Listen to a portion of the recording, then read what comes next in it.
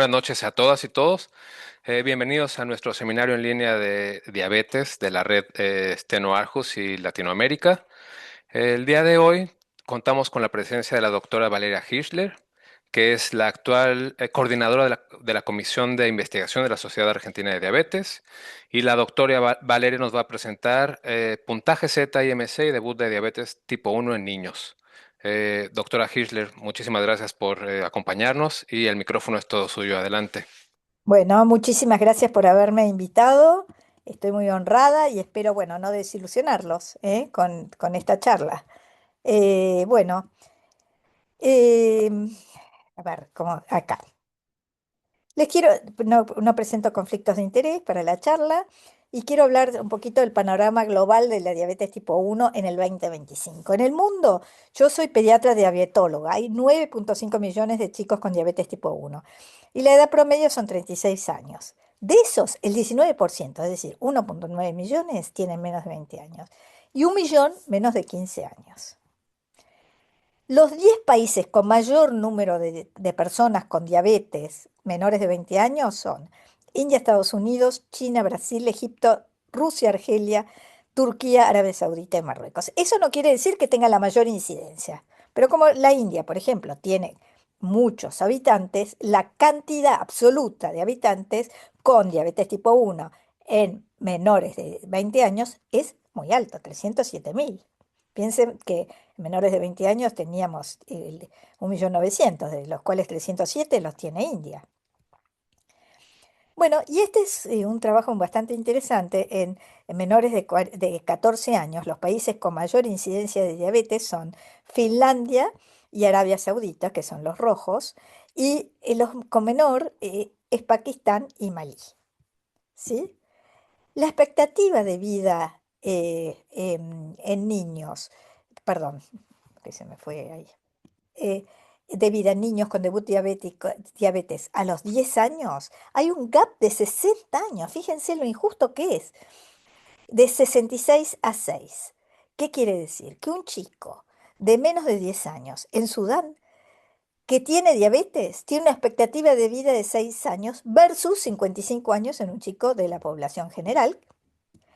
Y en Noruega, en cambio, tenemos una diferencia de 60 años. La expectativa de vida es de 66 versus 74 años, ¿sí? Bueno, este es un estudio retrospectivo que hicimos nosotros en la Argentina, en Chile y en varios países, de varios centros, en chicos de 6 a 18, de 6 meses a 18 años, entre 2018 y 2022, en tres países: Argentina, Chile y Perú. ¿eh? Acá nos ayudó mucho un médico peruano que es el jefe de pediatría. Las tasas anuales de debut diabetes en estos países tuvo dos, no fue lo mismo en el 2018 que en el 2023 o en el 2022. Tuvo un pico en el 2021 perdón, en el 2020 y 2021, bien digo, para bajar después un poquito en el 2022. Pero como que el COVID influenció, porque fíjense, en el 2020 tenía 3,78 cada 100.000 chicos, perdón, 3,51 cada 100.000 chicos, para tener en el 2021 4,41. Y veníamos de 3,23 en el 2019 y fue 4 cada 100.000 chicos en el 2022. Bajó un poquito respecto al 2021. Pero fíjense que hubo una mayor incidencia. Al no tener registro, nosotros no sabemos si esto realmente eso no es, pero fueron tantos los centros que tomamos que parecería coincidir con lo que pasó en muchas partes del mundo. De hecho, esto fue presentado en un oral en la ISPAD y esto junto con otro oral en un país con registro y les daba absolutamente las mismas olas y picos y la misma tendencia que nosotros. Bueno, cetoacidosis. Nosotros sabemos que la cetoacidosis al debut no es bueno. Tenemos que tratar de evitarlo. Entonces, nosotros lo que hicimos fue estudiar en 30 centros de Latinoamérica, en aproximadamente 2026 chicos de 9,1 años de promedio, Y lo que observamos que el 61% de los chicos de Latinoamérica empezaban su diabetes, hacía su debut con cetoacidosis. Esto es similar a Malasia. Sin embargo, en Europa es aproximadamente el 20%. ¿Y con qué se asoció el inicio de la cetoacidosis? Con la menor edad, claro, el chico puede comunicarse menos con los padres y a veces con los médicos, y a veces los padres tienen menos sensación de alarma, y aparte con un BMI muy bajo. ¿Qué pasó en Suecia? Se tuvieron 4.523 chicos de 9 meses a 18 años y se vio que el debut, la incidencia de debut fue de 20,1 años con cetoacidosis, de 20,1% con cetoacidosis, ¿sí? Perdón, ¿con qué se asoció la cetoacidosis? La cetoacidosis se asoció con eh, el nivel educativo bajo de los padres y aparte con que cuanto menor era el nivel educativo, mayor era mayor era el riesgo de presentar una cetoacidosis durante el curso de la enfermedad. Y lo mismo ocurría con el nivel socioeconómico bajo. Cuanto más bajo era el nivel socioeconómico, se lo dividió por cuartilos, primero, segundo, tercero y cuarto cuartilo. Cuanto más bajo era el nivel socioeconómico, mayor era el riesgo de tener cetoacidosis. Prevención y mortalidad. Las tasas de cetoacidosis al debut son entre el 15 y el 80% de la población general, mientras que los programas que tanto estamos hablando del screening, hacer el screening mucho antes en el periodo de la prediabetes, en aquellos o prediabetes o seguimiento con anticuerpos, ni siquiera llegando a la prediabetes, se reduce al 5% el comienzo de la diabetes con cetoacidosis. Prevenir la cetoacidosis al diagnóstico evita complicaciones agudas como el edema cerebral, el shock, el deterioro neurocognitivo y, por supuesto, la muerte. La mayoría de las muertes en chicos se debe a la falta de diagnósticos erróneos, incrementando de esa manera la cetoacidosis.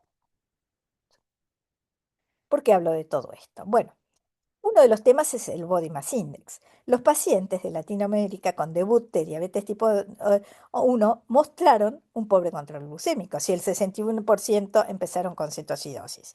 Y también el Body Mass Index se vio afectado por la deshidratación y la desnutrición. Acá tenemos. Esto es un grupo de chicos que nosotros hicimos en Latinoamérica, 241 chicos con debut de diabetes tipo 1 con los 289 controles, con la edad promedio de 8,4 años. Los seguimos durante 3 años, año 1, año 2 y año 3, y fíjense, el 14% empezaban con desnutrición versus el 4%. Les aclaro que no estaban deshidratados. Este 14% los tomamos a los 3 meses del debut diabético cuando estaban compensados. Fíjense que al año 2% y 3% andaban bien y después a los 3 años más o menos la prevalencia de bajo peso y de desnutrición en los chicos fue muy similar. A los chicos del controles, a los chicos que no eran diabéticos. El Body Mass Index.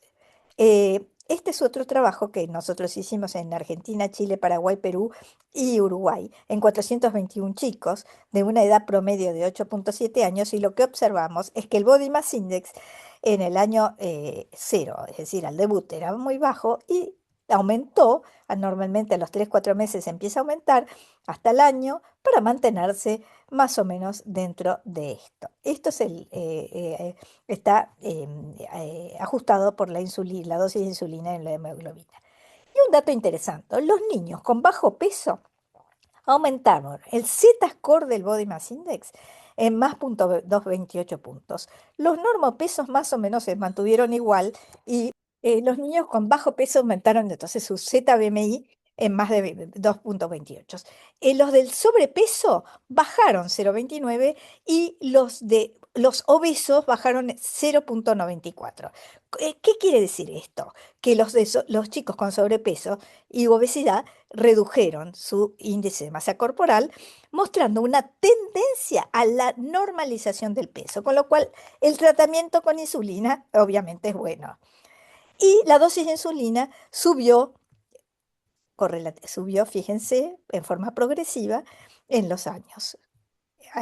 Pero no solo subió, ¿por qué? subió porque requería más insulina, sino porque estos chicos crecen. Entonces, como crecen, pasa la pubertad, etcétera, aumentan los requerimientos de insulina, ¿sí?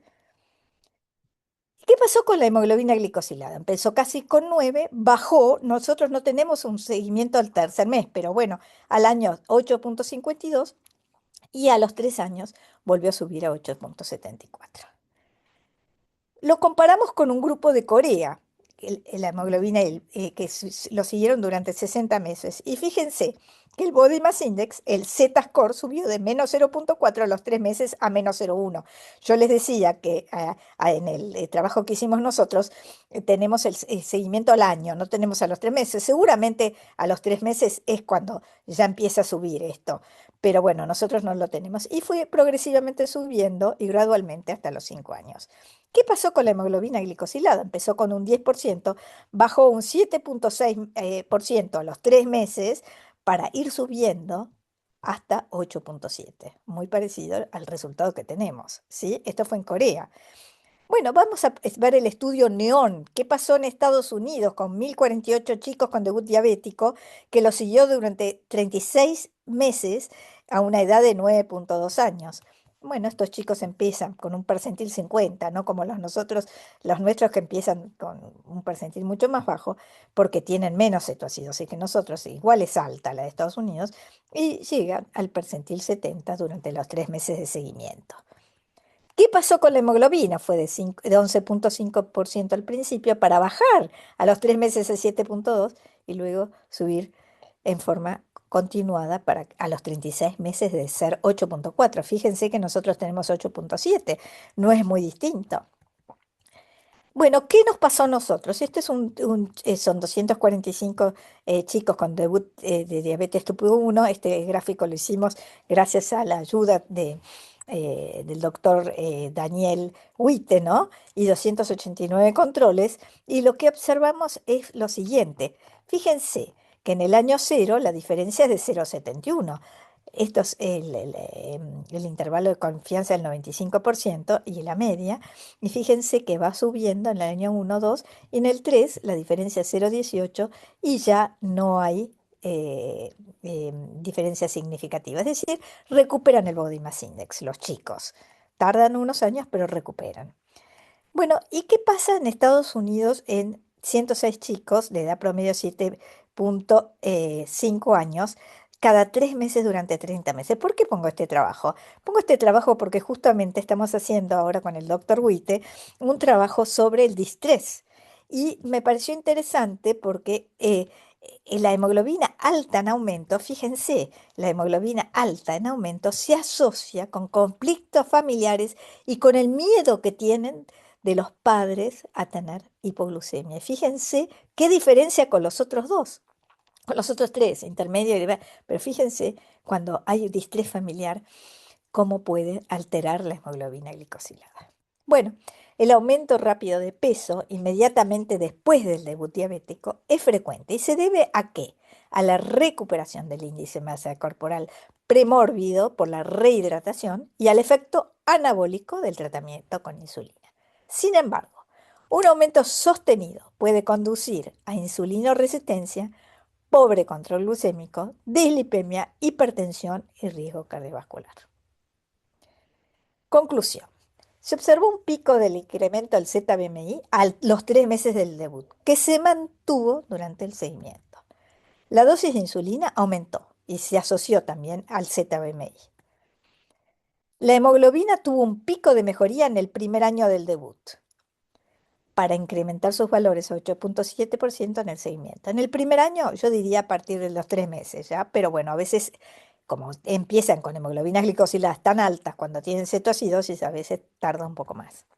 Los niños mostraron una tendencia a la normalización del peso, que es lo que les comenté, que los chicos con sobrepeso y obesidad bajaban casi un punto el obeso, el índice de masa corporal ajustado por edad y por sexo, y el desnutrido aumentaba 2,28, ya no me acuerdo, pero más o menos más de 2 puntos, para llegar a normalizar su peso.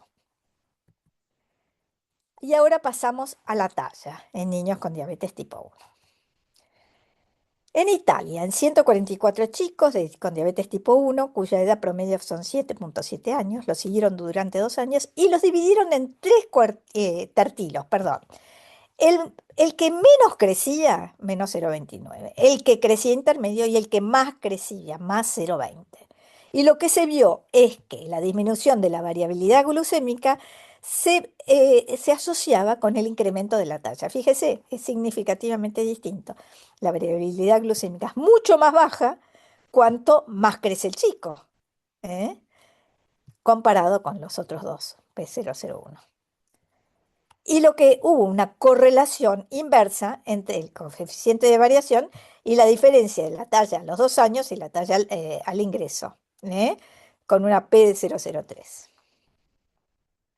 ¿Qué pasó? Este es un trabajo bastante interesante, que las citoquinas, la interleuquina 8, aumentan en aquellos chicos con pobre control glucémico versus aquel que tiene en forma saludable, favorable, perdón, con una P de 0,01, o sea, significativamente mayor la citoquina interleuquina 8. ¿Y qué pasa con la IGF-1? La reducción de IGF-1 se asociaría a mayor glucemia, es decir, cuanto la reducción de IGF-1, ¿por qué? Por menor insulina intraportal. Y la hiperglucemia induciría a la producción de interleuquina 8, que fue lo que dijimos acá donde se ve la diferencia significativa en el pobre control versus el favorable. Y acá lo vemos como una correlación. Y por otro lado, el aumento de interleuquina 8 afectaría el crecimiento por inhibición del IGF-1. Fíjese, hay una correlación inversa entre cuanto mayor tiene H, menor IGF-1. En Pune, India, ¿qué pasó? Hay 460 chicos diabéticos tipo 1 y 1.470 controles. La edad promedio tiene 4, perdón, promedio, son entre 4 y 19 años y lo siguen durante 3 años. ¿Y qué se vio? Se vio que los niños con diabetes tipo 1 versus los controles, estos son varones y mujeres, los azules son los diabéticos y los rojos son los no diabéticos. Y lo que se observó es que la talla en los chicos diabéticos fueron más bajas versus los controles, 4,9 centímetros en los varones y 3,8 centímetros en las mujeres.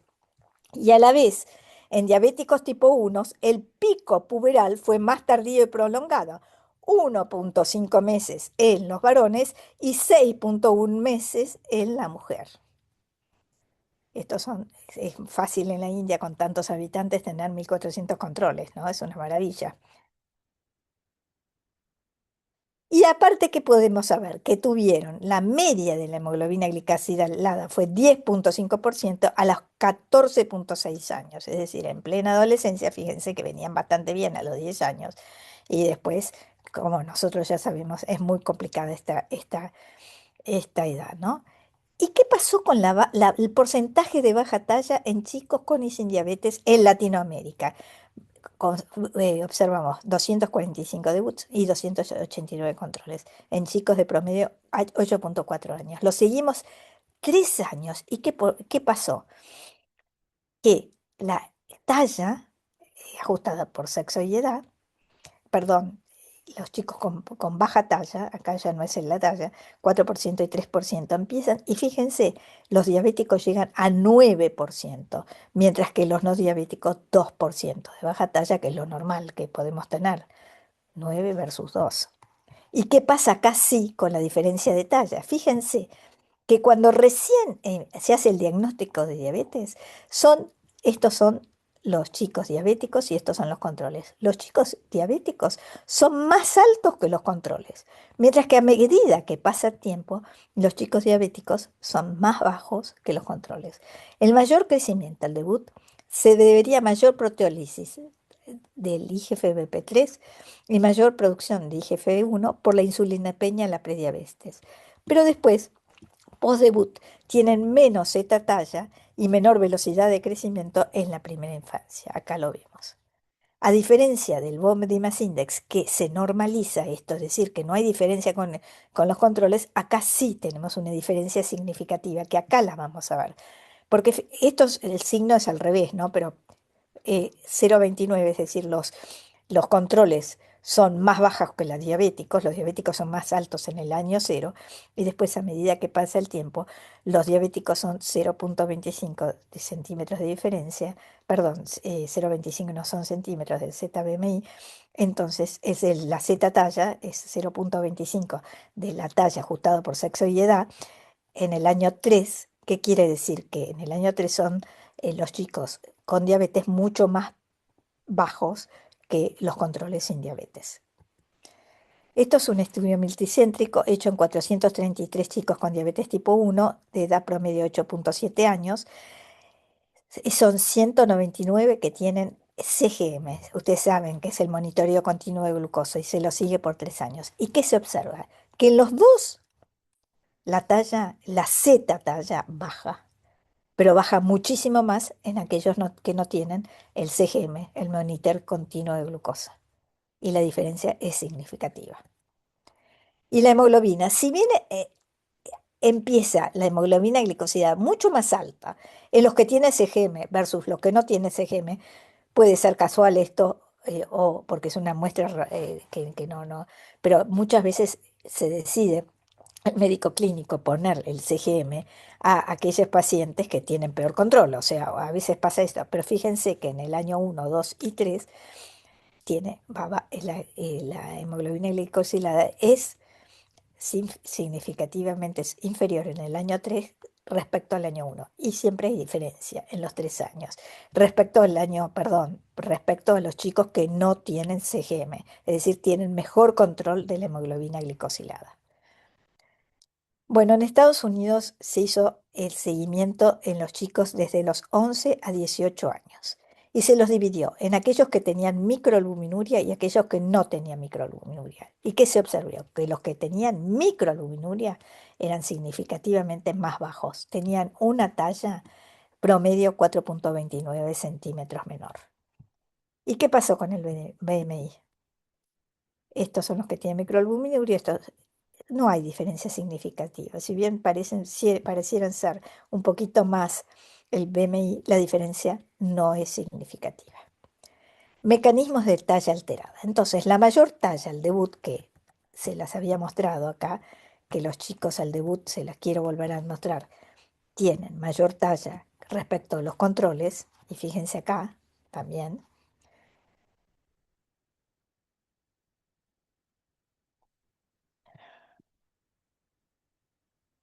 La mayor talla se debería a mayor proteólisis de la IGF-1 con mayor disponibilidad de IGF-1 por insulinopenia hepática durante la prediabetes. En diabetes tipo 1 hay hipersecreción de GH y niveles bajos de IGF-1, especialmente en la pubertad por la resistencia insulínica fisiológica. Nosotros todos sabemos que hay una resistencia fisiológica durante la pubertad. La baja IGF-1 se asocia a insulinopenia portal y a citoquinas inflamatorias como la interleuquina 8, generando resistencia hepática a la GH. Crecimiento. El crecimiento lineal se ve afectado en niños con diabetes tipo 1 y pobre control metabólico. Garantizar un buen control metabólico y un desarrollo antropométrico adecuado en la infancia es un objetivo terapéutico clave. Conclusión. La velocidad de crecimiento constituye un marcador sensible de salud infantil. Su alteración en niños con diabetes tipo 1 indica que a pesar de los avances terapéuticos persisten desafíos para optimizar su atención. Implicancias. El desafío sigue siendo reducir las desigualdades en el acceso a tecnologías. ¿Por qué digo acceso a tecnologías? Ustedes saben que en la India mejoró mucho el control de la glucemia porque ellos tienen mucho acceso a la tecnología. Todos los chicos con diabetes tienen acceso al CGM, etcétera, etcétera. Tratamientos y educación para que todos los chicos del mundo, estamos hablando, no puede ser que haya un gap de 60 años entre el chico con diabetes tipo 1 de, bueno, estamos hablando, no quiero meter la pata, te quería decir Somalia, pero bueno, de algún país con bajos recursos y Noruega, Suecia, Dinamarca o Finlandia o mismo Estados Unidos. Esto no debería ser el tema para que todos los chicos del mundo con diabetes tipo 1 pueden desarrollar su máximo potencial de crecimiento. Y por último, muchas gracias.